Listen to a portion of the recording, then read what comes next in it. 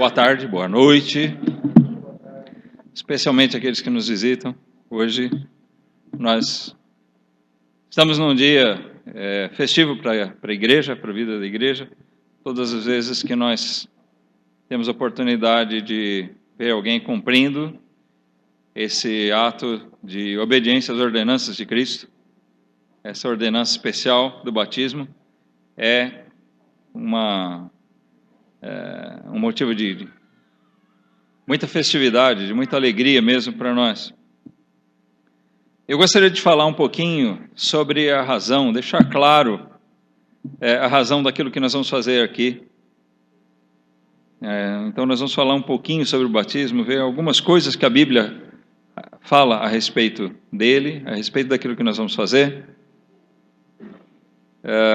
Os irmãos já sabem bem, espero, suficientemente o que isso representa, mas talvez os visitantes não. E mesmo aqueles que sabem, é bom relembrar. É aqueles que ainda não passaram pelo batismo, que entendam a necessidade disso. Nós temos no nosso meio alguns que já fizeram uma manifestação de fé, mas ainda não passaram pelo batismo. E a palavra de Deus nos ensina que o batismo é uma ordenança.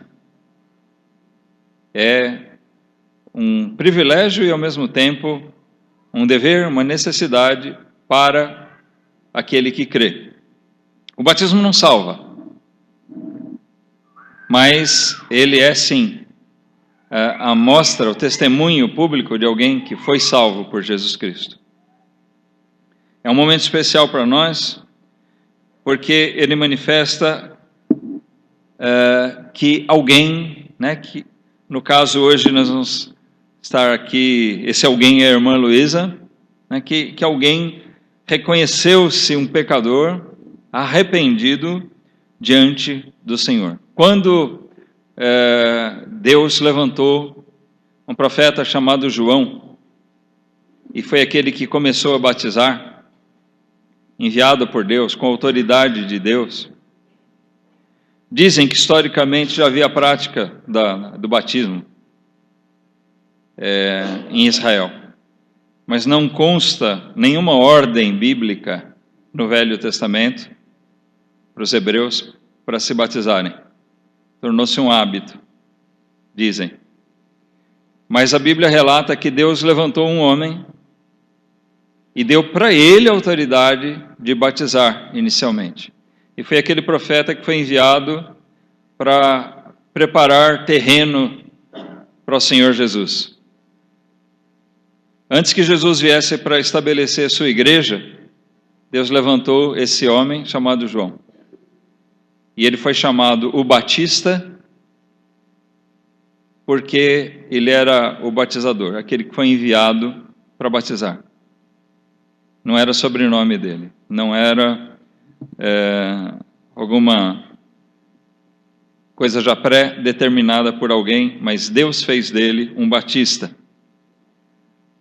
Nós temos um orgulho santo, vamos dizer assim, de termos herdado esse nome. Não foi escolhido. As igrejas batistas antigamente foram chamadas de rebatizadoras, porque elas pregavam o batismo das pessoas que se arrependiam. Pessoas que já tinham sido batizadas na sua infância, sem entendimento, ou foram obrigadas a fazer aquilo. E quando o evangelho era pregado e alguém cria, eles eram ensinados que então era necessário a eles que eles passassem pelas águas do batismo. Então, nossos antepassados foram taxados de rebatizadores, ou anabatistas. E com o passar do tempo, esse nome foi sendo modificado. De forma que as igrejas batistas hoje, elas herdam esse nome e deveriam honrar mais do que têm honrado esse nome. Não foi escolhido, como muitas denominações. Existem que quando um fundador humano se levantou e disse: eu vou organizar uma igreja nova, ele escolheu um nome. Minha igreja vai chamar tal coisa. Isso tem acontecido aos milhares. As igrejas batistas não. Elas nunca escolheram esse nome. Mas nos taxaram de rebatizadores, nossos antepassados, né? De rebatizadores, de batizadores, e assim nossos irmãos no passado abraçaram esse nome com todo prazer. E nós devemos abraçar esse nome com essa alegria. Por quê? Nós vemos lá em Mateus, nós vamos passar aqui por algumas passagens das Escrituras, alguns textos. Mateus capítulo 3.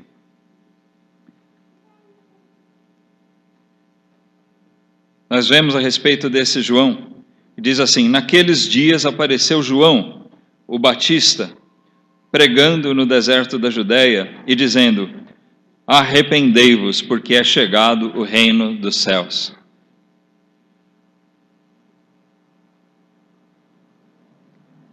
Esse homem veio não só batizando, mas ele chamava ao batismo aqueles que viessem em arrependimento. A prerrogativa para que alguém fosse batizado biblicamente é que ele fosse arrependido dos seus pecados, que ele fosse convertido ao Senhor Deus, que ele cresce no favor de Deus manifesto em Cristo Jesus. Esse João foi levantado para chamar os homens ao arrependimento, e a igreja continua com a mesma missão. No Evangelho de João, que não é o Batista, é outro João, capítulo 3, nós lemos, aqueles que sabem de cor nem precisam ir lá, né? Mas no versículo 16, nós vemos o seguinte: porque Deus amou o mundo de tal maneira que deu o seu Filho unigênito, para que todo aquele que nele crer não pereça, mas tenha a vida eterna. O que o Batista, João, vinha anunciando de arrependimento era aquilo mesmo que era oferecido, que era pregado por Jesus e pelos apóstolos, o fato de que Deus, no seu infinito amor, conhecendo os corações dos pecadores, ele enviou o seu Filho para salvar pecadores dentre esses. E isso se daria mediante a fé, o arrependimento, a confiança no favor de Deus. Também o apóstolo Paulo escreveu aos Efésios sobre essa fé. No capítulo 2, versículo 8, quando ele diz que é pela graça que somos salvos. Pela graça sois salvos por meio da fé. Isto não vem de vós, é dom de Deus. Não vem das obras, para que ninguém se glorie. Então, o Evangelho exposto, o amor de Deus, o amor que é impossível nós podermos medir, conforme nós lemos lá em João, porque Deus amou o mundo de tal maneira. Esse amor manifesto no fato de que Deus enviou seu Filho para salvar pecadores é essa graça que nos é oferecida, que é dom, que é presente de Deus. Então, quando alguém crê no Salvador, se reconhecendo um pecador, eu sou um pecador e eu preciso do favor de Deus. Então ele só tem uma coisa em que confiar: no poder do sangue de Jesus. Ele não pode confiar em si mesmo. Ele não pode confiar em outra pessoa que não seja o próprio Filho de Deus. Então, isso é uma pessoa arrependida, uma pessoa que tem a convicção da sua condição como pecadora. E se entristece por isso. E sabe, entende, que isso precisa ser mudado. E que só entregando sua vida nas mãos de Cristo, isso pode ser mudado. Essa é a obra do Espírito Santo, de convencimento do pecador. Ele convence do pecado. Ele nos convence que nós somos pecadores. Aquele que ainda não entendeu que precisa do favor de Deus, é porque ainda não foi convencido do pecado. E ainda não tem a fé verdadeira, essa fé que nós lemos aqui, que é um dom de Deus.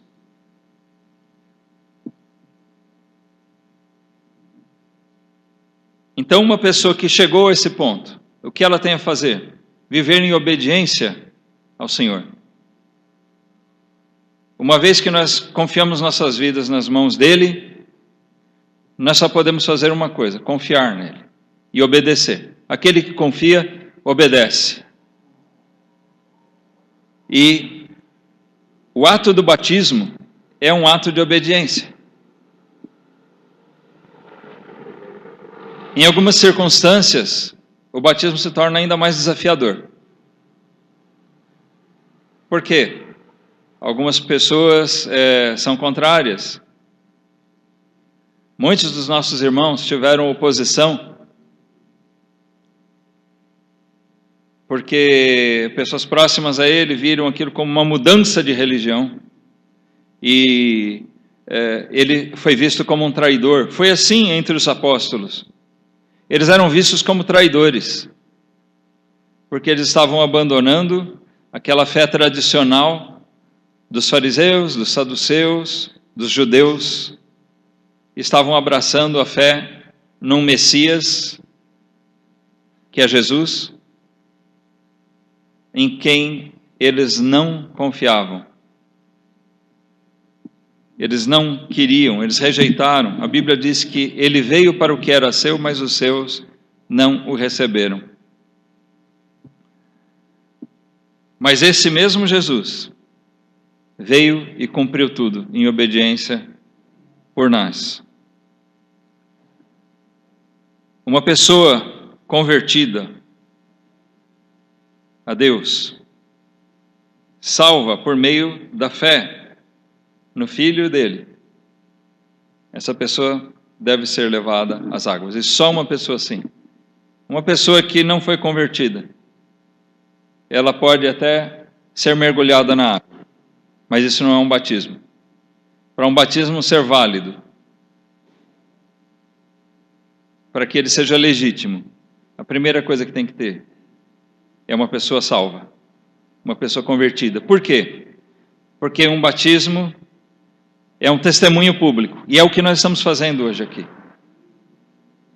Além de várias outras formas que nós podemos expressar a nossa fé, Deus reservou esse momento solene. É como um casamento, né? Uma cerimônia de casamento celebra uma realidade de uma união entre um casal. O batismo é um momento solene que celebra a união entre uma alma remida por Cristo e o seu Senhor. Ali ele é unido ao corpo de Cristo, à igreja, mediante aquele ato de obediência. Por isso Jesus deu a responsabilidade de ministrar o batismo, não a homens, mas à igreja. Nós encontramos que Deus autorizou João, o Batista, a batizar. Não um homem, Deus autorizou e enviou João para fazer isso, mediante o arrependimento. E ocorre que todos os discípulos de Jesus, aqueles que se tornaram os apóstolos, e vários outros foram batizados por esse João. Para ser um dos apóstolos de Jesus, tinha que ser batizado por ele. Lá no comecinho do livro de Atos, quando eles foram escolher alguém para substituir Judas, o traidor, o falso, uma das prerrogativas, uma das exigências para se escolher quem seria o sucessor de Judas era que ele tivesse andado com Cristo ao longo daquele tempo em que ele cumpriu seu ministério terreno, cerca de 3 anos e meio, e que ele tivesse acompanhado Jesus desde o tempo do batismo de João, que ele tivesse sido batizado por João. Jesus mesmo, para cumprir o exemplo de obediência a toda a palavra, ele mesmo fez questão de ser batizado. Nós lemos isso em Mateus 3. Vamos lá.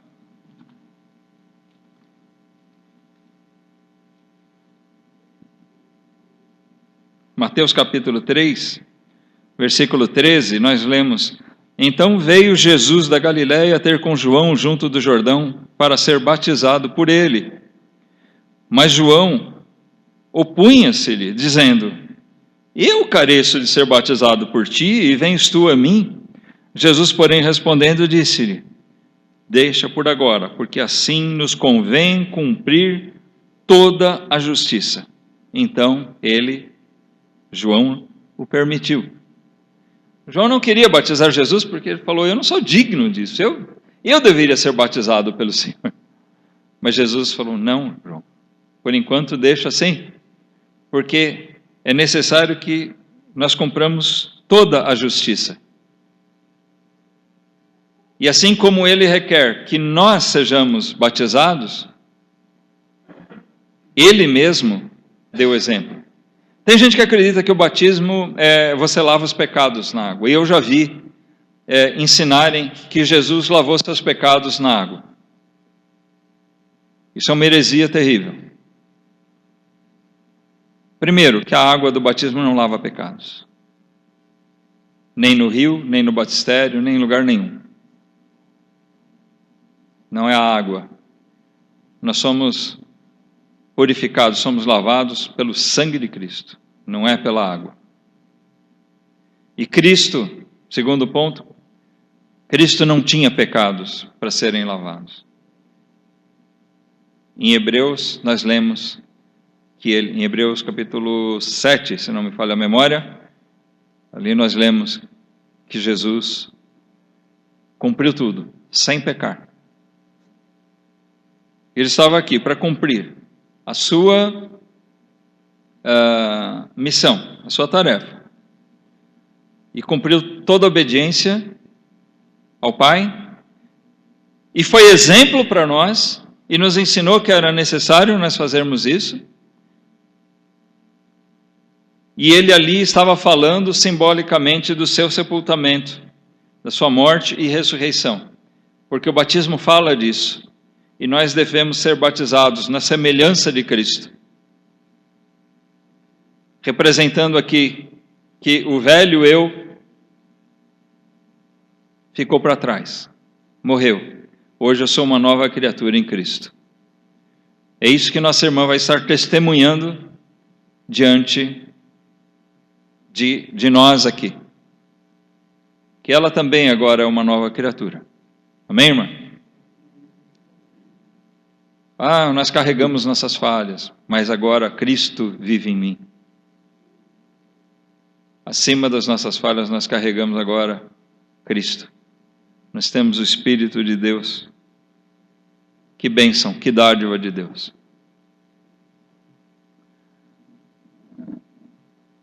Uma pessoa convertida.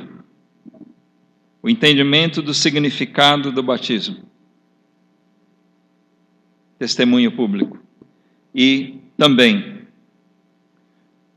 nós vemos que o batismo, por causa dessa simbologia do sepultamento, pelo qual Jesus passou e pelo qual nós, a semelhança dele, precisamos passar também, devemos passar também, o batismo tem que ser feito por imersão.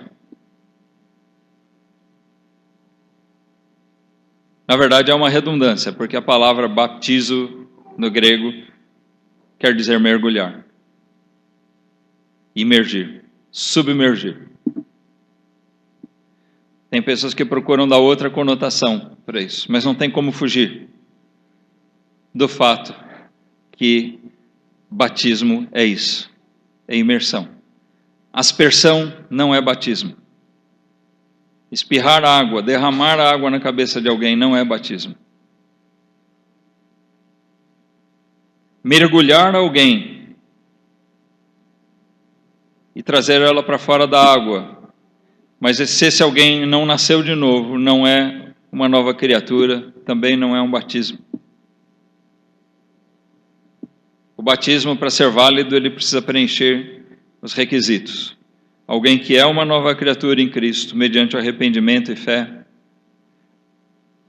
A simbologia exata demonstrada ali pelo afundamento, o sepultamento dela na água e o ressurgimento. E existe um requisito que hoje se faz muito importante que nós ressaltemos, por final, a questão da legitimidade do ministrante. Jesus não se deixou batizar por um qualquer, porque no tempo de Jesus, naquele momento quando ele foi batizado, a autoridade para o batismo havia sido dada a um único homem, João. Depois João passou, João morreu, ou foi morto pela mão dos homens, mas Jesus estabeleceu a sua igreja com aquelas pessoas, aquela matéria-prima que João havia preparado. Jesus estabeleceu seus discípulos, sua igreja, treinou aqueles seus discípulos e saiu anunciando o reino de Deus. E a palavra de Deus nos mostra que, então, quem foi revestido de autoridade para batizar, uma vez que João passou? A igreja.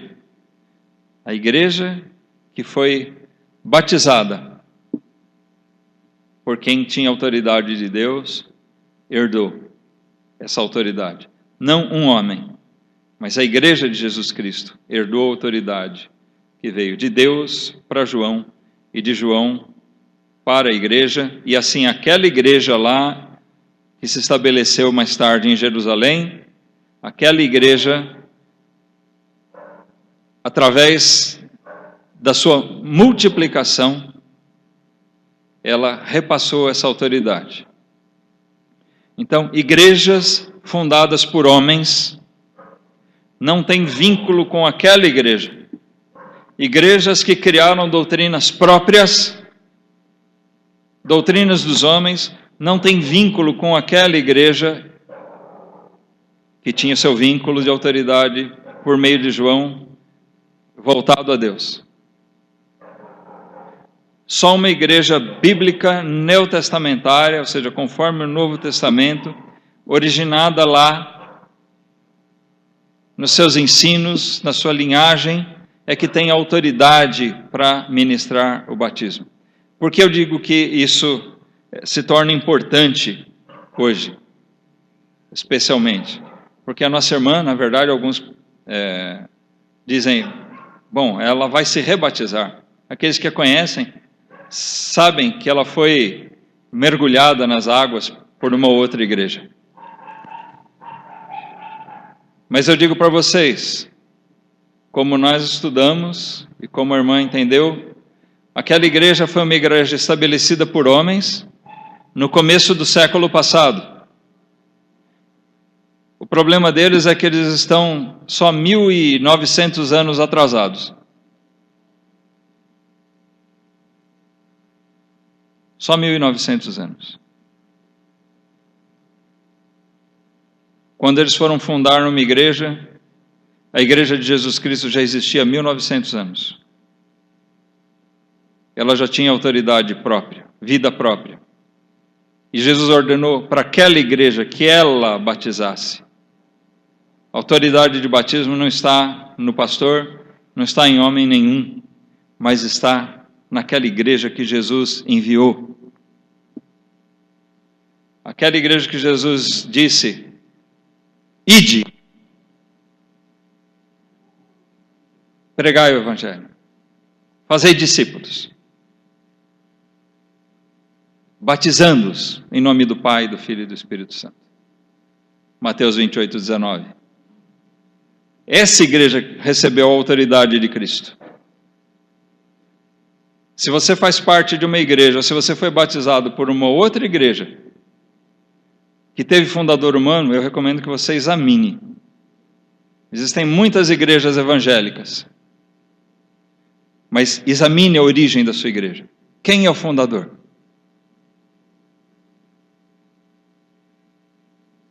Quem fundou? Quando? Se você puder determinar o fundador e data, saiba que essa igreja não é de Cristo, ela não tem autoridade para batizar. Ainda que você seja um crente verdadeiro, você está sem batismo. Você está salvo, porque a salvação está em Cristo. Mas você precisa de um batismo legítimo, verdadeiro. Um batismo neotestamentário, um batismo cristão.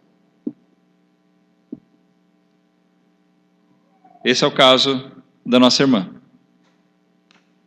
Por isso, mediante estudos, ela também compreendeu a necessidade de passar por um batismo verdadeiro. Que, embora alguns possam dizer um rebatismo, não é. Porque se o outro não valeu, não é um rebatismo, mas é um batismo, um primeiro batismo para valer. Amém? O batismo é para aquele que crê em Cristo, aquele que confia tão somente em Cristo como seu Senhor, como seu Salvador. É essa a tua fé, irmã? Cristo é teu Salvador? Tem a convicção de vida eterna por meio dele, do perdão dele? É por isso que a irmã quer se batizar, testemunhar dessa fé. Amém.